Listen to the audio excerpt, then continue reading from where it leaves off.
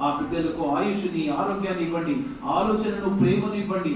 వారు దీవించే ప్రతి దీవెనలో ఫలప్రదాన్ని చూసేలాగున ప్రతి కుటుంబం విశ్వాసంలో నిలదొక్కునే మాదిరిగా వారిని దీవించండి. వారి భర్తలను దీవించండి, వారి బిడ్డలను దీవించండి, బంధుమిత్రాదులను, శ్రేయోభిలాషులను, కూడి వచ్చిన వారందరినీ, ఫాదర్ విల్సన్ గారిని, నన్ను వీరి పేరిట దీవించమని ప్రార్థిస్తున్నాం. వారు ఈ రోజు ఏది తలంచినా, ఏ విషయం అడిగినా, ఎలాంటి ఆలోచనతో ఉన్న వాటినన్నిటిని కూడా ఆశీర్వదించమని మా ప్రభు అయిన యేసు పేరిట అడిగి ప్రార్థిస్తున్నాము తండ్రి. సహోదరి సహోదరులారా, ఈరోజు ప్రత్యేకంగా మీనరాజు గారి యొక్క కుటుంబంలో యొక్క ప్రార్థన కోరికను ఏర్పాటు చేసుకున్నాం. ప్రత్యేకంగా జన్మదినాన్ని కొనియాడుతున్నటువంటి ఇద్దరు కుమార్తెలు ఫాతిమా, ఇద్దరికి మరి ఇద్దరు పేర్లు పెట్టారు. ప్రత్యేకంగా ఇద్దరికి జన్మదిన శుభాకాంక్షలు తెలియజేస్తున్నాం. మరి ఇద్దరు పేరు పెట్టుకున్నారు. సో తల్లి తప్పకుండా మీ యొక్క కుటుంబాలకు మీ యొక్క ఆశయాలను నెరవేర్చుతుందని మనసులో కోరుకుంటున్నాం. 127వ కీర్తన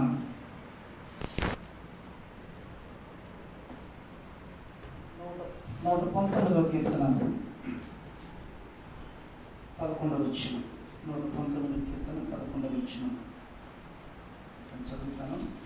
119వ కీర్తన 11వ వచనం. నేను నీకు ద్రోహముగా పాపము చేయకుండా గాను నీ వాక్యము నా హృదయమున నెలకొల్పుకుంటుంది. మరొకసారి చదువుతాను. నేను నీకు విరోధము చేయకుండానట్లుగా నీ వాక్యమును నా హృదయమున నిలుపుకుంటుంది. దేవునికి స్తోత్రం. Praise the Lord, praise the Lord, hallelujah, hallelujah. తండ్రి వందనం, తండ్రి స్తోత్రం, యేసు వందనం, ఆత్మదేవ వందనం, ఆత్మదేవ స్తోత్రం. Praise the Lord, praise the Lord, hallelujah, hallelujah, హల్లెలూయా.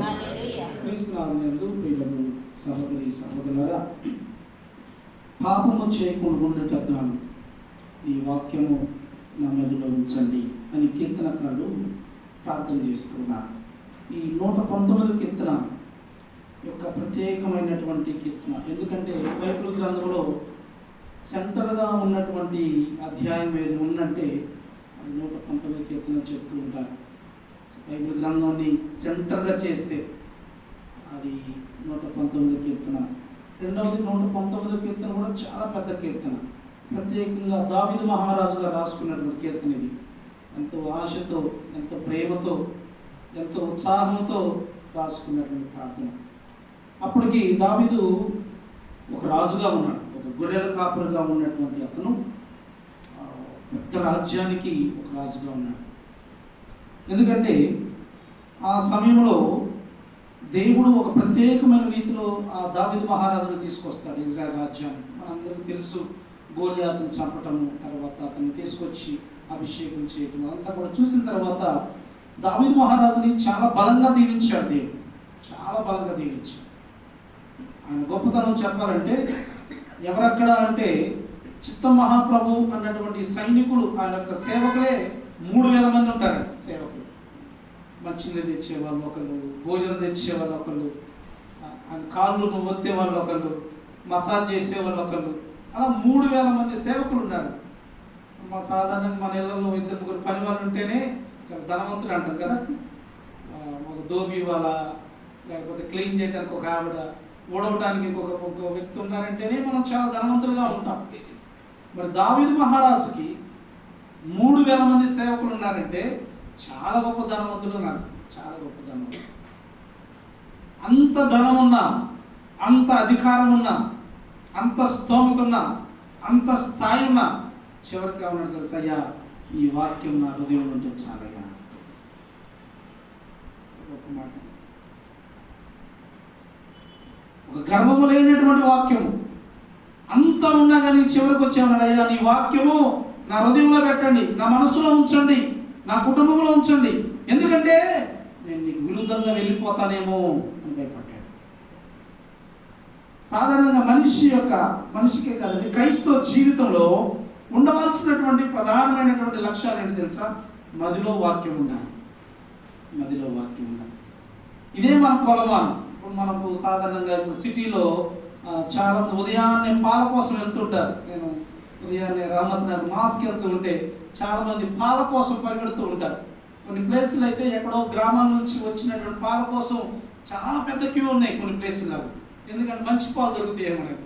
ఈ ప్యాకెట్ పాలు కొంచెం కల్తీ, అక్కడ కొంచెం మంచి పాలు దొరుకుతాయి, చాలా పెద్ద క్యూలు కనిపిస్తూ ఉంటాయి. ఉదయాన్నే నేను గమనిస్తూ ఉంటాను. ఒక మంచి పాలు అని చెప్పడానికి దానికి ఏమైనా కొలమానం ఉందా? ఉంది, మనం దాన్ని చూడొచ్చు.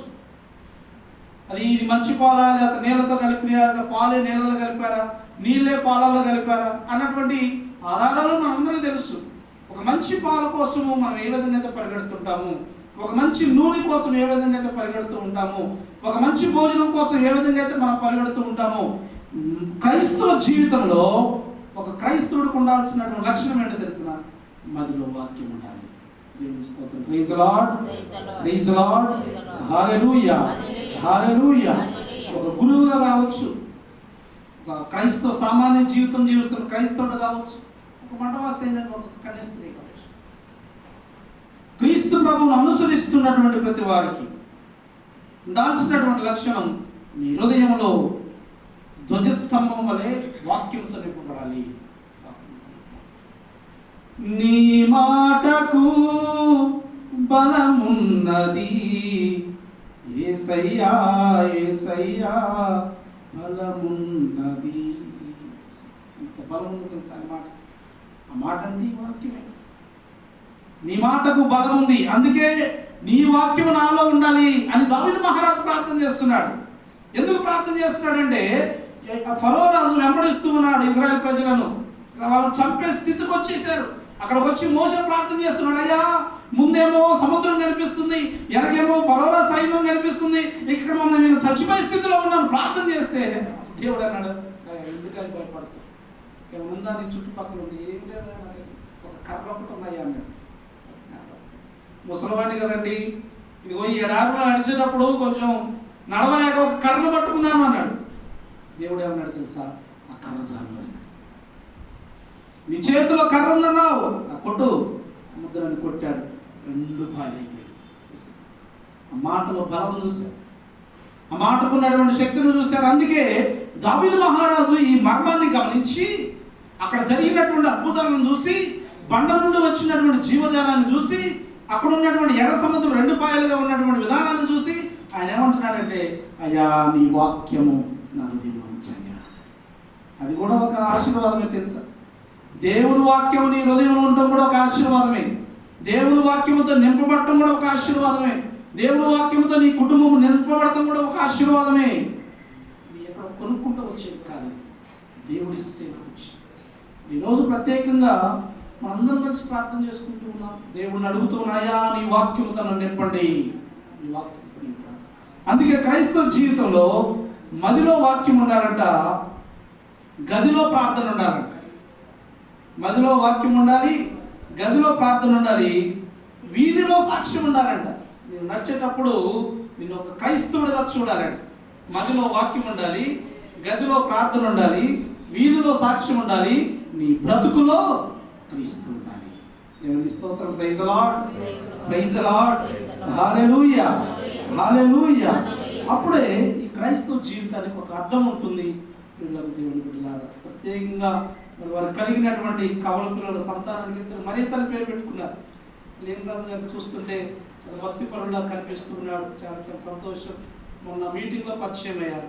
వారు వచ్చినటువంటి విధానం, వారు మాట్లాడినటువంటి విధానం చాలా మామూలు, చాలా దగ్గరగా చేసింది. ఫస్ట్ టైం చూడటం సార్ ఆ రోజు వచ్చి చెప్తూ ఉన్నారు. ఆ రోజున మా కూతురు బర్త్డే ఉందండి, తప్పకుండా రావాలి అంటే, వాస్తవానికి మేము మీటింగ్కి వెళ్ళి 4:30 అయింది. చాలా లేట్ వచ్చాం. మరలా తిరిగి రావడం కారణం ఏంటంటే ప్రేయర్ మీటింగ్ ఉంది, అందువల్ల వెళ్ళి ప్రార్థన చేయాలి. ప్రత్యేకంగా ఆహ్వానించారని మమ్మల్ని ఆహ్వానించినందుకు చాలా చాలా ధన్యవాదాలు. మీరు, మీ కుటుంబము, మీరు ఆశించినటువంటి తలంపు నెరవేరాలని ప్రత్యేకంగా కోరుకుంటున్నాం. ప్రత్యేకంగా మన విచారణ గురువులు అలెక్స్ గారు వచ్చినప్పుడు అనేకమైనటువంటి మార్పులు చేస్తున్నారు. ఇంకా ప్రజల దగ్గర ఉండాలి. ఈ దివ్య సంస్కారాలు, దివ్య బలి పూజ, దివ్య సప్రసాదము, ఆరాధనలు, పూజలు, జపమాలు, వీటి ద్వారా ఇంకా దేవుని దగ్గర అవడానికి ఎన్నో ప్రయత్నాలు చేస్తున్నాం. వీటన్నిటి ద్వారా వారు దేవుని దగ్గరికి రావాలంటే వాక్యం అన్నాడు. అందుకే పౌలు భక్తుడు అన్నాడు, వినుట వలన శ్వాసం కలుగుతుంది అన్నాడు. అంటే వాక్యం వినాలి ఫస్ట్. వాక్యం లేకనే, వినేవాళ్ళు లేకనే, వినటానికి చాలా మంది లేరు. ప్రస్తుత రోజుల్లో బిజీ అయిపోయారు, అంతా బిజీ అయిపోయారు. ఇంక ఇప్పుడు యూత్ పిల్లలు పెద్ద పెద్ద ఇయర్ ఫోన్స్ పెట్టుకొని పోతున్నారు. ఎంత హార్న్ కొట్టే వినట్లా వాడు. ఇక పెద్ద హెడ్ ఫోన్స్ పెట్టుకొని, బైక్ మీద హెడ్ ఫోన్సే, ఆడేటప్పుడు హెడ్ ఫోన్సే. కొన్ని ఈ కొండాపూర్ ఏరియాలో మేము పూజలకు వెళ్తుంటే అక్కడికి వచ్చేటప్పుడు కొంతమంది యూత్ అంతా కూడా హెడ్ ఫోన్స్తో వస్తున్నారు. పూజ ఎప్పుడైనా థియేటర్ బాబు అని అడగాల్సి వస్తుంది. ఎట్లా వెళ్ళిపోతుంది చూస్తే వాక్యం వినేవాడు కనువైపోతున్నాడు. అందుకే ఆమోస్ ప్రవక్త 8వ అధ్యాయం 11వ వచనంలో ఒక మాట అన్నాడు, ఈ లోకం మీదకి కరువు రాబోతున్నది అన్నాడు. Comes famine. అదేంటంటే కరువు ఒక కూటికో, నీటికో, ఒక బట్టలకో వచ్చే కరువు కాదు. ఇది వాక్యానికి కరువు వస్తుందండి. వాక్యానికి కరువు వస్తుంది. చెప్పేవాడు ఉంటాడు. చెప్పేవాడు ఆల్రెడీ మొదలైంది. గురువులకి ఇప్పుడు ఇంకా సంఖ్య తగ్గిపోయింది. మా టైంలో గురువులు ఆ టైంలో 120 మంది 150 మంది ఉండేవారు సెమినరీ. ఇప్పుడు 5గురు, 6గురు, 3గురు.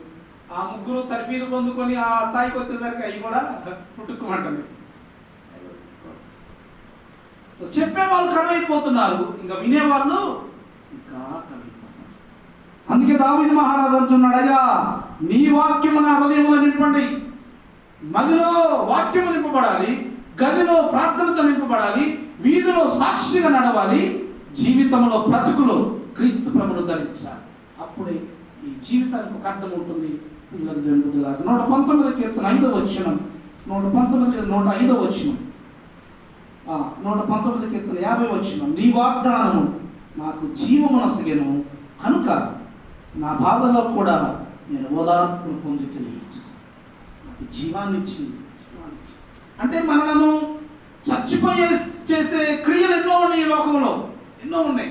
సాతానుడు ఎదురు చూస్తూ ఉంటాడు, ఇన్ని ఎలా చంపుదామా, అప్పుల ద్వారా చంపుతాడు. కొన్నిసార్లు అనారోగ్య పరిస్థితుల ద్వారా కొంతమంది చచ్చిపోతూ ఉంటారు. మానసికమైనటువంటి స్థితుల ద్వారా కొంతమంది చచ్చిపోతూ ఉంటారు. అనేకమైనటువంటి నేపథ్యాలు మనిషి చచ్చిపోతూ ఉంటే ఈ వాక్యము మనకు జీవాన్ని ఇస్తుంది. మన భారతం, నీ వాక్యమే నన్ను బ్రతికించెను, ఆదనలో నెమ్మదించెను. వాక్యమే నన్ను బ్రతికిస్తుంది. కీర్తనకారుడు, నీ వాక్యము నాకు జీవాన్ని ఇస్తుందయ్యా, జీవాన్ని ఇస్తుంది. మనము 1000 కోట్లు పెట్టి ఒక మంచి ఏసీ రూమ్ను కొనుక్కున్నా, మంచి డబల్ కార్డ్ మంచాన్ని కొనుక్కున్నా, ఒక రుచికరమైన భోజనాన్ని కొనుక్కున్నా, ఈ జీవం కాదు. ఇన్ని తెలుగులో స్వాంతన అంటారు. స్వాంతన అంటే వెలకట్టలేనటువంటి ఆనందం అది, వెలకట్టలేనటువంటి ఆనందం. Eternal happiness. అందుకన్నా నీ వాక్యము నాకు జీవమునిస్తుంది, నా బాధల్లో కూడా నన్ను ఓదార్చుతుంది. మనిషి అంట బాధల మీద ఉన్నటువంటి బాధలను పుట్ట మీద కూర్చొని ఉంటాడంట, కూర్చుంటాడు. అందుకే చాలా మంది పెద్దవాళ్ళు అంటారు, దరిద్రం దిగజారితే అట్టి పండు తిన్న పళ్ళు రాలుతాయంట. అట్టి పండు తిన్న పళ్ళు రాలుతాయి. ఇప్పుడు అట్టి పళ్ళు తిన్న పళ్ళు రాలుతాయండి, కానీ దరిద్రం దిగజారితే అట్టు ఉంటుందంట. అంటే అనేకమైనటువంటి శ్రమలు, మానవుడికి అనేకమైనటువంటి శ్రమలు. ఇప్పుడే బాగున్నావు కదంటే ఏదో ఒకటి అనారోగ్య పరిస్థితి, అనారోగ్యం కుదిరిపోయే లోపల ఏదో ఒక అప్పులు బాధ, ఇదే లోపల ఒక కూతురు పెళ్ళిళ్ళు, కొడుకుల పెళ్ళిళ్ళు, మనవరాళ్ళు, ఈ జీవితంలో పోతున్నాం. అంతే కదండి, చాలా అనుభవించుంటారు కదా, చాలా చూసుంటారు, మీరు చాలా చూసుంటారు, చాలా అనుభవించారు. ఈ వాక్యం నిజమా కాదు? మనకు జీవాన్ని ఇచ్చేది, ఓదార్పు ఇచ్చేది దేవుని వాక్యం. ఈ వాక్యమే ఆ రోజు ఆ బెతానియా గ్రామంలో అద్భుతం చేసింది. ఈ వాక్యం లాజరు మరణించి 3 దినాలు అయిపోయిన తర్వాత శవము కుళ్ళిపోయిందంట. వాక్యం సెలవిస్తుంది యోహాను శుభవార్తలో. వాక్యము ఏ విధంగా చెప్తుందంటే దుర్వాసన కొట్టుచుండెను అంటే కుళ్ళిపోయింది శవం. ఎందుకు ఆ పదం రాసుకున్నాడంటే ఇక అది జరగదు, అసమం, ఇట్స్ ఇంపాసిబుల్. ఒక వ్యక్తి వచ్చాడు, లాజరు లెమ్ము. నేనే పునరుత్థానమును సత్యం జీవం మార్గమును అని పలికిన దేవానికి స్తోత్రమయ్యా. మరణించిన లాజరును జీవముతో లేపావు, మరణించిన లాజరును జీవముతో లేపావు. నేనే పునరుత్థానమును సత్యం జీవం మార్గమును అని పలికిన యేసయ్యా. ఒకే ఒక మాట, లాజరు లెమ్ము అన్నాడు. వాక్య బలం చూసారా? వాక్య బలం చూసారు. ఎంతో మంది వచ్చారు ఆ శవాన్ని చూడటానికి, ఎంతో మంది వచ్చారు. ఆయన ఏమి చేయలేని స్థితిలో ఒక వ్యక్తి వచ్చాడు. He's the man, he's the hero. He came and said లాజరు లెమ్ము అన్నాడు. గెటప్, ఎంతసేపు పడుకుంటావు, లెమ్ము అన్నాడు. జీవం తెలిసి వచ్చాడు. వాక్యము మనకు జీవాన్ని ఇస్తుంది, మన బాధల్లో ఓదార్పునిస్తుంది.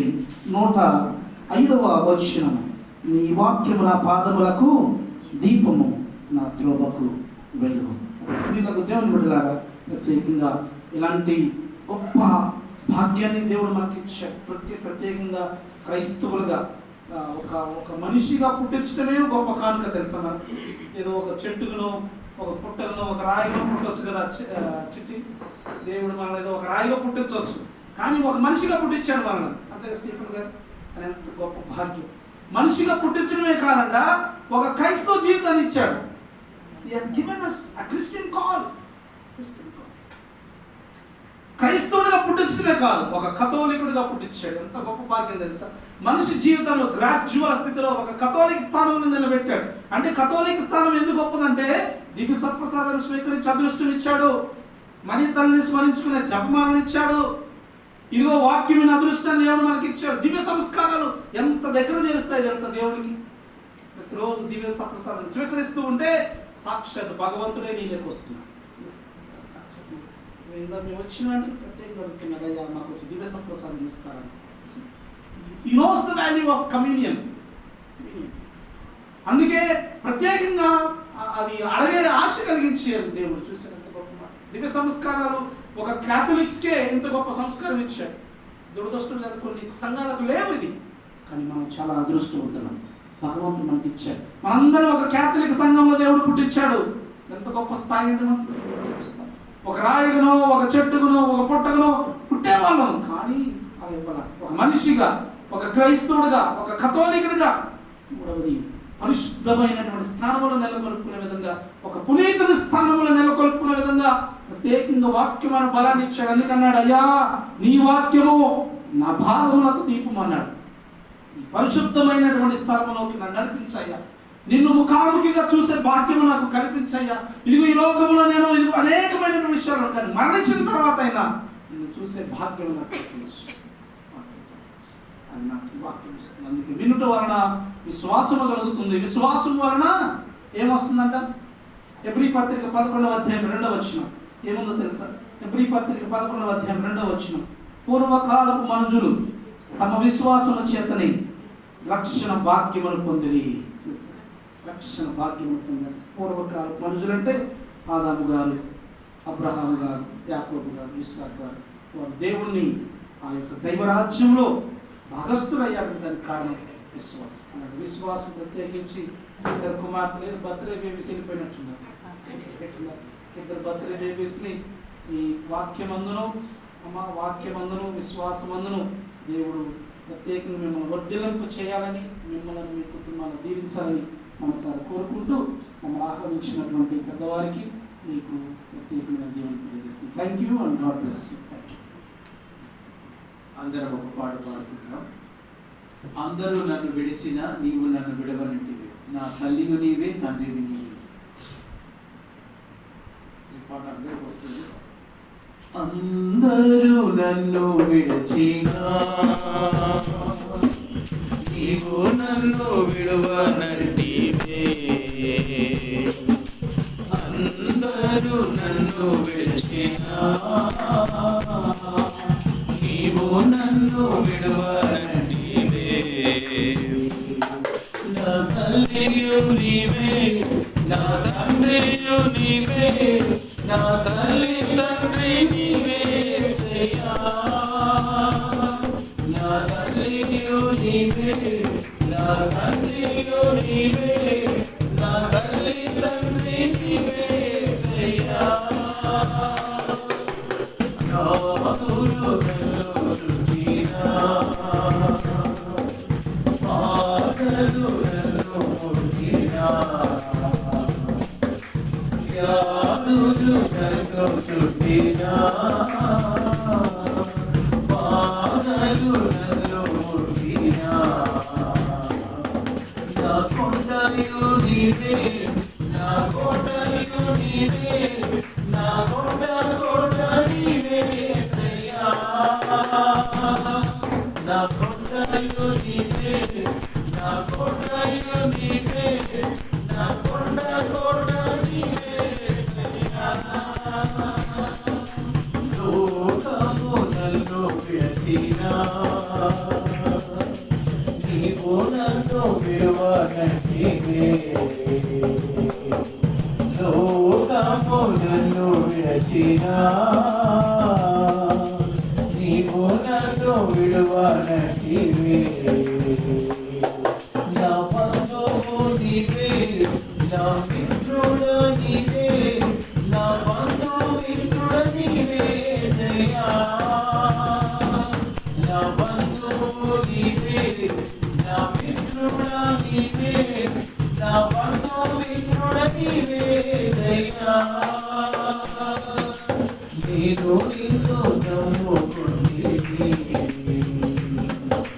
నీవు నన్ను భయపడని, నా తోడుయు నీవే నా నీడయు నీవే, నా తోడు నీడ నీవే యేసయ్యా, నా తోడుయు నీవే నా నీడయు నీవే, నా తోడు నీడ నీవే యేసయ్యా, అందరూ నన్ను విడిచినారు, అందరూ నన్ను విడిచినా నీవు నన్ను విడవనంటివే, అద్భుతమైంది వండర్ఫుల్. అందరూ నన్ను విడిచినా నీవు నన్ను విడవనంటివే, నా తల్లివి నా తల్లియు నీవే, నా తల్లి తండ్రి నీవే యేసయ్యా, నా తల్లియు నీవే నా తండ్రియు నీవే, నా తల్లి తండ్రి నీవే యేసయ్యా, నా కొండయు నీవే నా కోటయు నీవే, నా కొండ కోట నీవే యేసయ్యా, నా బంధుమిత్రుడు నీవే, బంధువు నీవే నా మిత్రుడు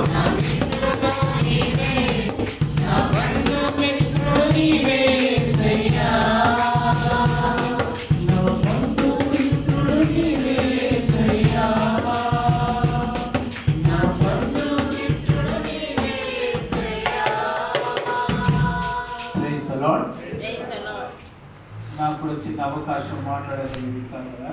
ఇప్పుడైతే 2 మాటలు మాట్లాడతాను. అదేమిటంటే, దేవుని బిడ్డలందరూ కూడా దేవునికి చెందిన వారముగా జీవించాలని దేవుడు కోరుతున్నాడు.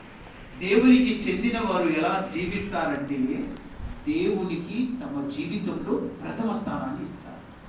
దేవుణ్ణి అంటి పెట్టుకొని జీవిస్తారు. ఎట్టి పరిస్థితుల్లో కూడా దేవుణ్ణి వదిలిపెట్టకుండా ఉంటారు. కష్టకాలంలో, అనుకూల సమయములలో, ప్రతికూల సమయములలో నిత్యము మనము దేవుని అంటి పెట్టుకొని ప్రార్థించమని పౌలుడు మనల్ని కోరుతున్నాడు.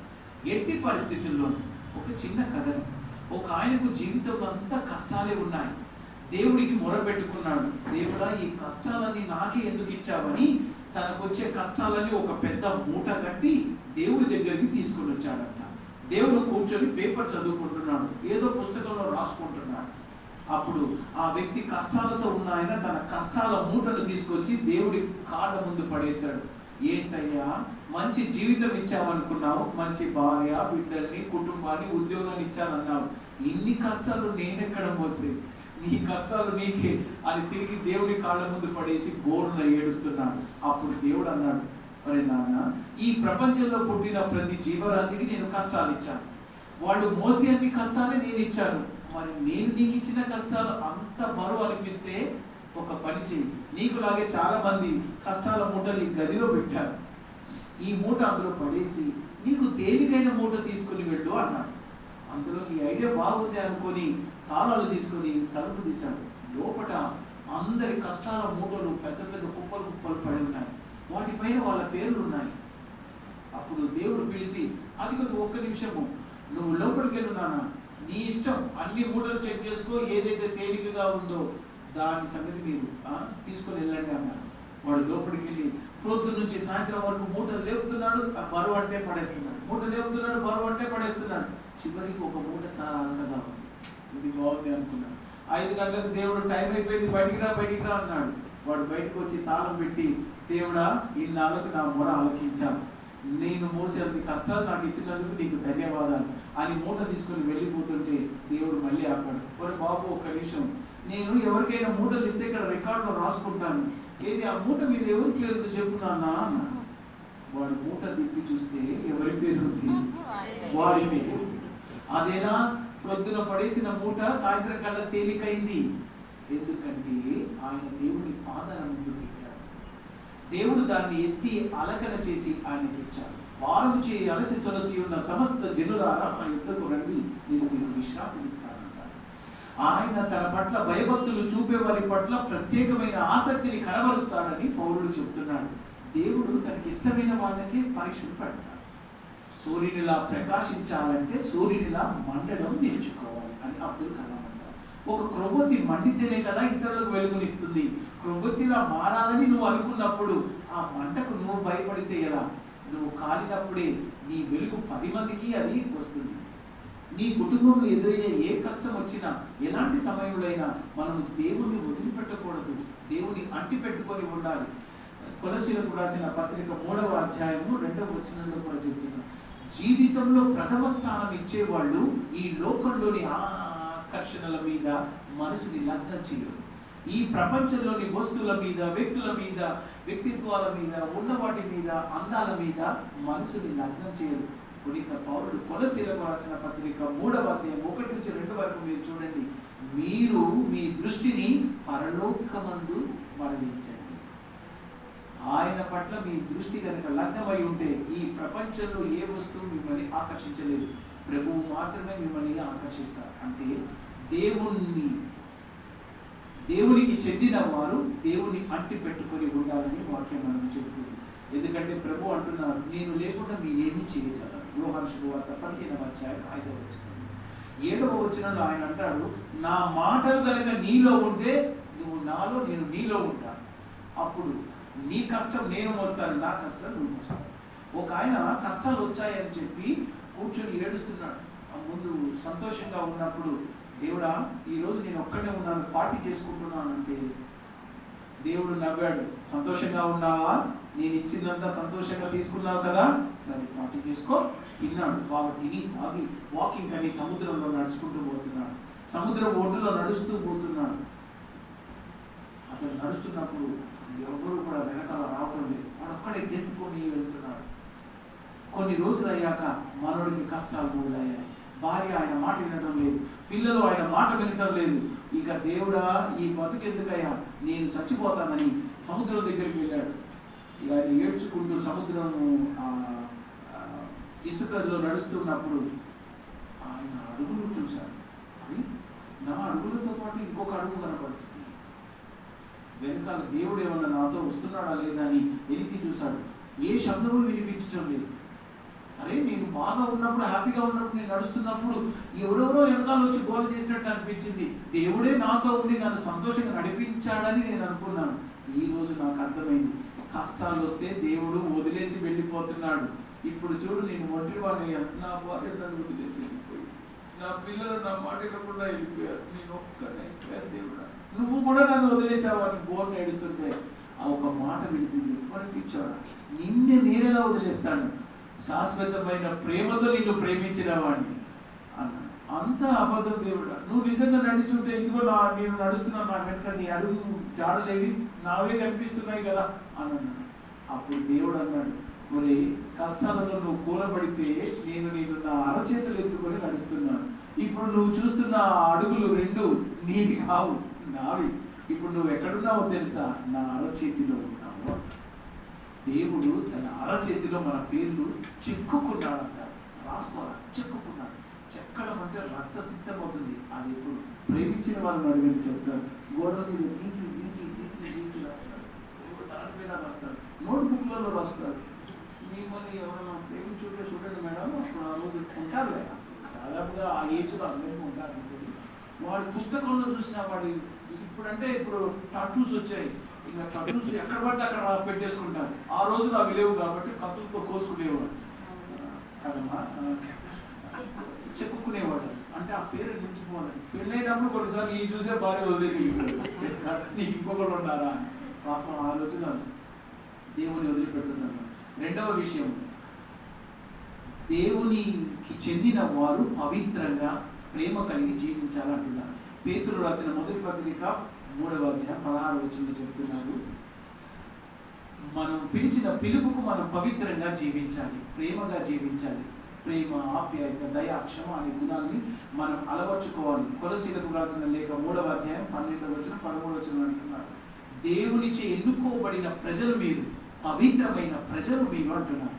దేవునికి చెందిన మనం అందరం కూడా పవిత్రమైన వాళ్ళు, పరిశుద్ధంగా జీవించాలి. మన కుటుంబాలలో తప్పులు జరగకుండా మనం జాగ్రత్త పడాలి. అలాగే ప్రేమ, దయ, కనికరం అవి కనపూసుకొని ఉండాలి. ఎందుకంటే మనం నలుగురికి ఇచ్చినప్పుడు ఆ సంతోషమే వేరు. ఈరోజు అందరూ మిమ్మల్ని అమ్మా అని పిలుస్తున్నారు నోరు తెచ్చి. ఎందుకంటే మీ తత్వం, దేవుడు మీకు ఇచ్చిన ఆ రూపం. ఎందుకంటే బిడ్డలు ఎంతగా ఉన్నా కూడా ఎవరికి దెబ్బ తగిలినా, ఎవరికి ఏ కష్టం వచ్చినా ముందు అమ్మా అని అంటారు. అలాగే ఇంట్లో నాన్నలైనా సరే పవిత్రంగా ఉండాలి.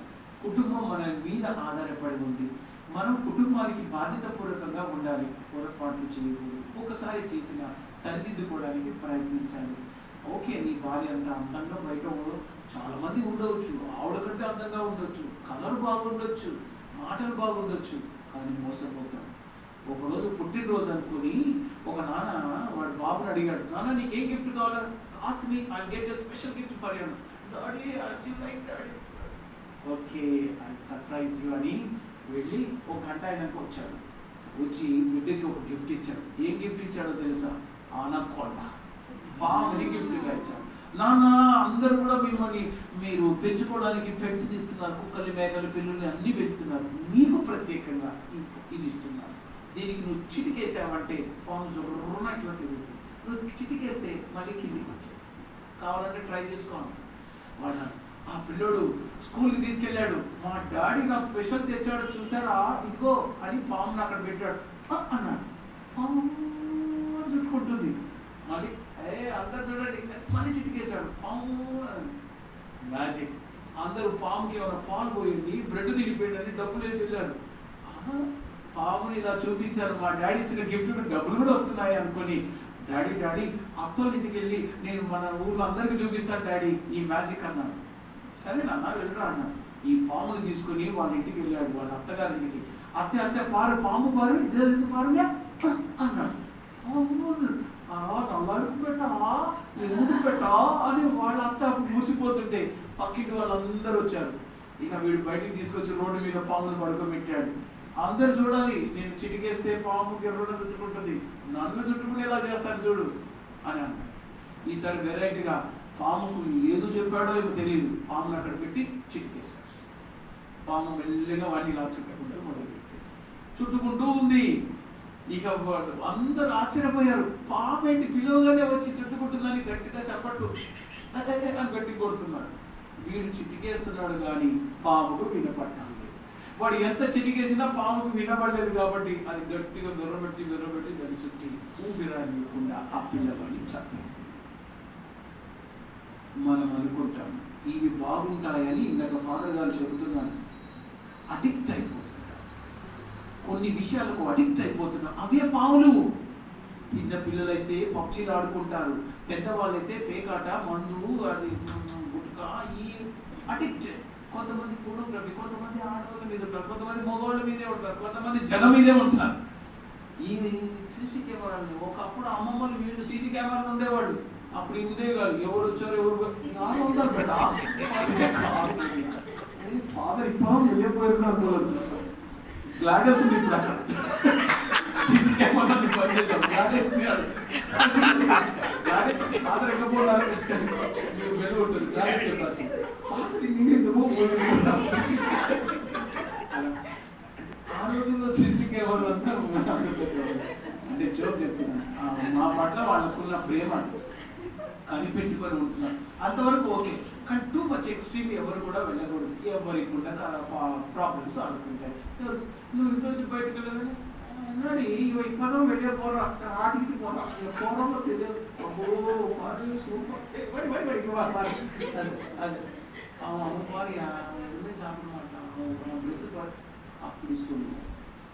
Anything that is addicted, when we are into that, I think we will really lose our character. మనం పవిత్రమైన వారము, ప్రేమ కలిగిన వారము, దయా కనికరంతో ఉన్నవాళ్ళం కనుక మనం వాళ్ళు చూసుకునే బాధ్యత ఉంది. దేవుడి నుంచి ఎన్నుకోబడిన ప్రజలను మర్చిపోవద్దు. దేవునికి చెందిన వారు మనం. చివరిగా దేవునికి చెందిన వారు పరిచర్యలో భాగస్వాములై ఉంటారు. ఒకటి, సత్కార్యాలు చేయడంలో. యోహాను రాసిన మొదటి పత్రిక 3వ అధ్యాయం 10వ వచనంలో చెప్తున్నారు, సత్కార్యాలు చేయని వారు దేవుని బిడ్డలు కాలేరు. అంటే మనం చేసే మంచి పనులను బట్టే మనము దేవునికి చెందిన వారమని జనం చెబుతారు. మీరు చేసే పనులను బట్టే దేవుడు స్తుతింపబడతాడు. మత్తయి శుభవార్తలో చెబుతున్నారు, మీరు చేసే పనులను బట్టి అందరూ మీరు నా శిష్యులని పిలువబడతారని యేసు ప్రభు చెబుతున్నారు. మనం చేసే మంచి పనులు. మదర్ తెరేసా గారు అంటారు, by birth I'm an Albanian, by religion I'm a Christian nun, by citizen I am an Indian, but as for my vocation I belong to everyone. నాకు దేవుడు ఇచ్చిన పిలుపుని బట్టి నేను ఈ ప్రపంచానికి చెందిన దాన్ని, ఏ ఒక్క వర్గానికి తెగకు చెందిన దాన్ని కాదు. పని, అందుకే వాక్యంలో చెప్తున్నారు కదా, తెస్సలోనికీయులకు రాసిన 2వ పత్రిక 3వ అధ్యాయం 13వ వచనంలో, don't get tired of doing good. ఎవరికైనా మంచి చేస్తున్నారా, అలసిపోవద్దు, మంచి చేయడంలో నిలబడండి. రేపు మిమ్మల్ని వాళ్ళు చాలా అభినందిస్తారు. దేవుని బిడ్డలు, దేవునికి చెందిన వారు ఇతరుల గురించి పట్టించుకుంటారు. యేసు ప్రభు ఒక క్రైటీరియా పెట్టారు. మనం పోయాక పరలోక రాజ్యానికి వెళ్ళడానికి ఒకటే ఒక క్రైటీరియా, ఏం చెప్పండి? ఆకలిన వాడికి అన్నం పెట్టావా, దాహమైన వాడికి దాహం తెచ్చావా? ఇదే క్రైటీరియా మదర్ తెరేసా తీసుకొని ఇంత పెద్ద ఆశ్రమం, ఇంత పెద్ద సంస్థని ఆవిడ స్థాపించగలిగింది. దాదాపు 110 దేశాల్లో ఆవిడ పనిచేస్తుందంటే ఆవిడ మెయిన్ క్రైటీరియా. ఆవిడని ఒక ఇంటర్వ్యూలో అడిగారు, అమ్మ ఇలాంటి వాళ్ళకి నువ్వు ఎలా సేవ చేస్తున్నావు అంటే ఆమె చెప్పిన మాట ఇదే. మత్తయి శుభవార్త 25వ అధ్యాయం మొత్తం మీరు అది చదివితే, దేవుని ముందు నిలబడినప్పుడు నువ్వు ఏదైనా సంపాదించావంటే ఇదిగో ఇది. ఈరోజు మనం సంపాదించుకోవాల్సింది ఆస్తిపాస్తులు కాదు. నేను అదే అంటాను, మనం సంపాదించాల్సింది ఇతరుల యొక్క కన్నీరు కింద పడకు. నీ కోసం కన్నీరు సంపాదించుకో, నీ కోసం ఒక అభినందన సంపాదించుకో. ప్రపంచంలో దేవునికి చెందిన వారంగా ఈరోజు ప్రత్యేకించి 3 ఫాదర్ గారు చెప్తున్నారు. ఇంకొకటి, దేవుడికి చెందిన వారు సాక్షిభూతులై ఉంటారు. మీరు నమ్మిన విశ్వాసం, మీరు నమ్మిన దేవుడు, మీకు తెలిసిన దేవుడి గురించి నలుగురితో మీరు పంచుకోవడంలో మీరు సాక్షిభూతులై ఉంటారు. అప్పుడు మనం దేవుడికి చెందిన వారమని అందరూ తెలుసుకుంటారు. అందరం దయచేసి నిల్చున్నాం. సృష్టికర్తవైన దేవా, మా జన్మకు మూలము మీరే, మా ఆశల ఆశాదీపం నీవే, మా ప్రణాళికల సాఫల్యం కూడా నీవే. నీవు ఇంతవరకు చేసిన మేలులకు కృతజ్ఞతలు. జన్మదిన వేడుకలు జరుపుకుంటున్న వేళాంకని ఫాతిమాను దీవించమని, వారిపై మీ అపారమైన ఆశీస్సులు కురిపించమని ప్రార్థించుచున్నాము. తల్లిదండ్రులకు, పెద్దలకు, బంధుమిత్రులకు ప్రియంగా ఆమోదయోగ్యంగా జీవించే సద్గుణాలను సంపదలుగా వారికి అనుగ్రహించండి. దైవ జ్ఞానాన్ని, విషయ పరిజ్ఞానాన్ని అనుగ్రహించండి. లీన్ రాజు యొక్క కుటుంబాన్ని దీవించండి. తండ్రి, ఆయనకు వారి శ్రీమతికి మంచి ఆరోగ్యాన్ని, ఆయుష్ని, సంతోషాన్ని, మంచి ఆలోచనను దయచేయండి. మీ దైవ సేవలో పరిచర్య చేస్తున్న బిడ్డలకు నిత్యం మీరు తోడై విజయాన్ని ప్రసాదించండి. ఆత్మలను రక్షించే బాధ్యతను వారికి అనుగ్రహించినందుకు మీకు ధన్యవాదాలు. వారి మాట, ప్రార్థన, విధానం, ప్రవర్తన వల్ల మీ తట్టుకున్న ఆకర్షించు మాదిరిగా వారి జీవితాలను మలచండి. వారి కుటుంబంలో ఎలాంటి కష్టాలు, నష్టాలు, కలతలు, వ్యతలు, వ్యాధులు, రోగాలు లేకుండా 3 పువ్వులు 6 కాయలుగా ఫలించేలా ఉన్న వారిని దీవించమని, నీ ఆజ్ఞలను శిరస వహిస్తూ బాధ్యతాయుతంగా జీవించు మాదిరిగా దీవించమని మా ప్రభు అయిన యేసు పేరిట అడిగి ప్రార్థిస్తున్నాము తండ్రి. ప్రభు మీతో ఉందురుగాక. సర్వశక్తి గల సర్వేశ్వరుడు పిత, పుత్ర, పవిత్రాత్మ మేము ఆశీర్వదించి కాచి కాపాడుదురుగాక. దేవర ప్రసాదం చేత ఏలినవారు మీతో ఉన్నారు, స్త్రీలలో ఆశీర్వదింపవారు మీరే, మీ గర్భఫలం యేసు ఆశీర్వదింపవారు మీరే. పరిశుద్ధ మరియమ్మ సర్వేశ్వరి మాత, పాపాత్ములైన మా కొరకు ఇప్పుడు మా మరణ సమయంలో ప్రార్థించండి. ఆమేన్. ఏలిన వారు మీతో ఉన్నారు, స్త్రీలలో ఆశీర్వదింపబడినవారు మీరే, మీ గర్భఫలం యేసు ఆశీర్వదింపబడినవారు మీరే. పరిశుద్ధ మరియమ్మ సర్వేశ్వరి యొక్క మాత, పాపాత్ములైన మా కొరకు ఇప్పుడు మా మరణ సమయంలో ప్రార్థించండి. ఆమేన్. క్రీస్తుల సహాయ మాత చేయండి. ఫ్రాన్సిస్ జేవియర్ గారా మా కొరకు వేడుకొనండి. పిత, పుత్ర, పవిత్రాత్మ నామమున ఆమేన్. అందరూ చివరి ఒక్క పాట ప్రార్థన. ఇది ప్రార్థనాలయంలా అనిపిస్తుంది, అందుకే ప్రార్థనా శక్తి మాకు ఇవ్వమని అని పాడుతున్నాం. అందరం దయచేసి ప్రార్థనా శక్తి నాకు కావాలయ్యా, నీ పరలోక అభిషేకం కావాలయ్యా. ప్రార్థనా శక్తి నాకు కావాలయ్యా, నీ పరలోక అభిషేకం కావాలయ్యా. యేసయ్యా కావాలయ్యా, నీ ఆత్మ అభిషేకం కావాలయ్యా. యేసయ్యా కావాలయ్యా, నీ ఆత్మ అభిషేకం కావాలయ్యా. ప్రార్థనా శక్తి నాకు కావాలయ్యా, నీ పరలోక అభిషేకం కావాలయ్యా. ఏలియా ప్రార్థింపగ పొందిన శక్తి, నేను ప్రార్థింపగ దయచేయుమా. ఏలియా ప్రార్థింపగ పొందిన శక్తి, నేను ప్రార్థింపగ దయచేయుమా. ప్రార్థించి నిన్ను చేరు భాగ్యమీయుమా. ప్రార్థించి నిన్ను చేరు భాగ్యమీయుమా. నిరంతరం ప్రార్థింపీయుమా. నిరంతరం ప్రార్థింపీయుమా. ప్రార్థనా శక్తి నాకు కావాలయ్యా, నీ పరలోక అభిషేకం కావాలయ్యా. సింహాల గుహలోని దాచేరు శక్తి ఈ లోకంలో నాకు కావాలయ్యా. సింహాల గుహలోని దాచేరు శక్తి ఈ లోకంలో నాకు కావాలయ్యా. నీతో నడిచే వరమీయుమా. నీతో నడిచే వరమీయుమా. నీ సిలువను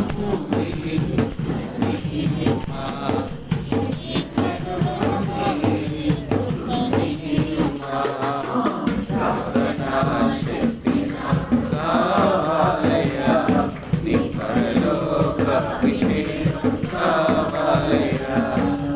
యేసయ్యా కావాలయ్యా నీ ఆత్మ అభిషేకం కావాలయ్యా యేసయ్యా కావాలయ్యా నీ ఆత్మ అభిషేకం కావాలయ్యా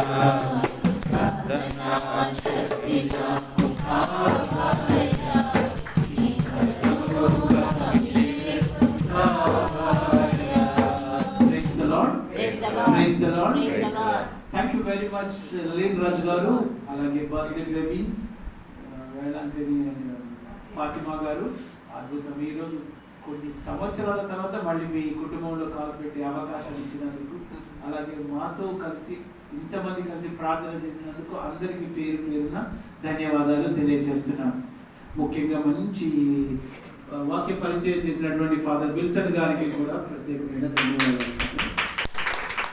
మన అమ్మ కమాండర్ అందరినీ టైంకి ప్రార్థనకి తీసుకొచ్చి ఇక్కడ లోపలికి వచ్చి పెట్టారు. వారికి ధన్యవాదాలు. థ్యాంక్ యూ లీనరాజ్ గారు. Special way thank Edward Clement అన్న మమ్మల్ని దారి చూపించి తీసుకొచ్చి మా కోసం వెయిట్ చేసి ఇక్కడ వచ్చినందుకు వారికి ధన్యవాదాలు.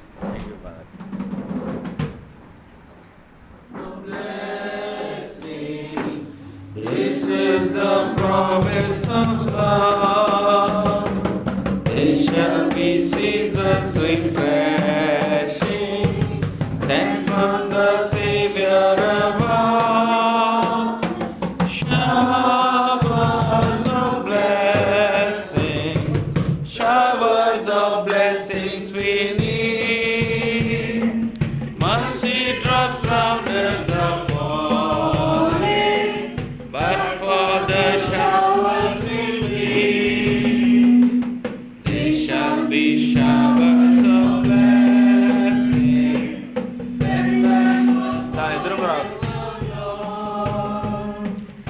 unto us now a refreshing. Come and now honor thy word. Showers of blessing, showers of blessings we need. Mercy drops round us,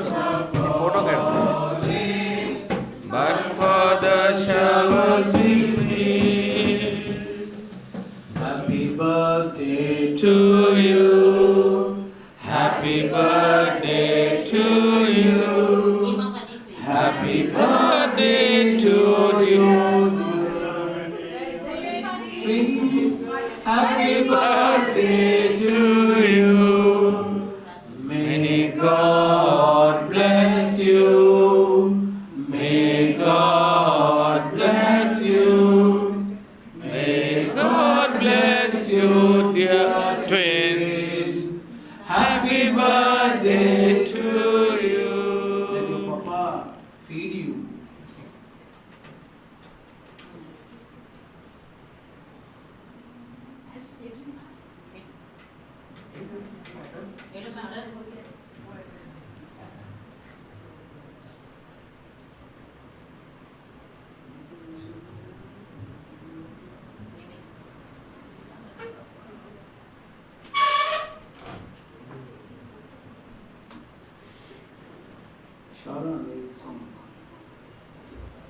ఇటు రావాలి ఫాదర్.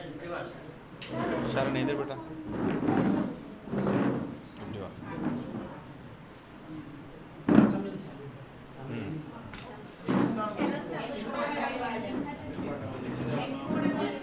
వాళ్ళు వచ్చినందుకు మళ్ళీ మా గెస్ట్గా వచ్చిన మీ అందరికీ నేను వందనాలు చెల్లిస్తున్నాను. యాక్చువల్లీ ఈ ఇల్లు కట్టి ఒక more than 25 years అవుతుంది. అండ్ 25 years నుండి ఈ ప్రేయర్ రూమ్లో ఎవ్రీ సండే ప్రేయర్స్ జరుగుతుంది. But I proudly I'm saying that this is the first time that a priest has given such a wonderful message. I really thank you, Father. When I was listening to your message, there was one verse that was going on in my mind. I just want to read and say it to you all.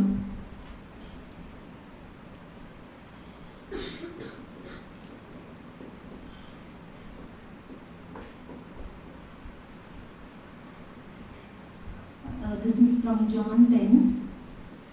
But he that entereth in by the door is the shepherd of the sheep. The shepherd enters from the door. Where do we find a door? We find a door in the house. A true shepherd is one who enters the house of his sheep. So today we have our shepherd who is come to our house. He has entered our house like a shepherd. So truly he is following the word of God. Like, I really appreciate the efforts that you are taking, Father.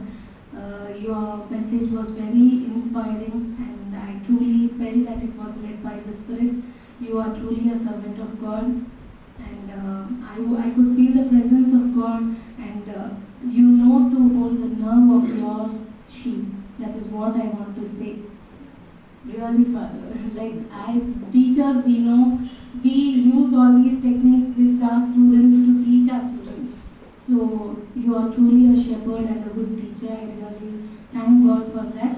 And the reason for this Thanksgiving prayer is Daddy, when he came to church, he said that Alex's father is a good preacher. We will keep father's prayer at home. But truly speaking, I will not tell lies. I didn't want this prayer because the reason being, we are working people from morning 8 to 6. We are working, and after coming from our jobs, attending to a gathering like this, taking care of everything is not possible. So I said, Daddy, not this time, but whenever we have a holiday, we will keep a prayer meeting. But 2 days back, when I was doing my morning prayer and reading the Bible, I suddenly got a thought. Why don't we keep this prayer meeting on our birthday?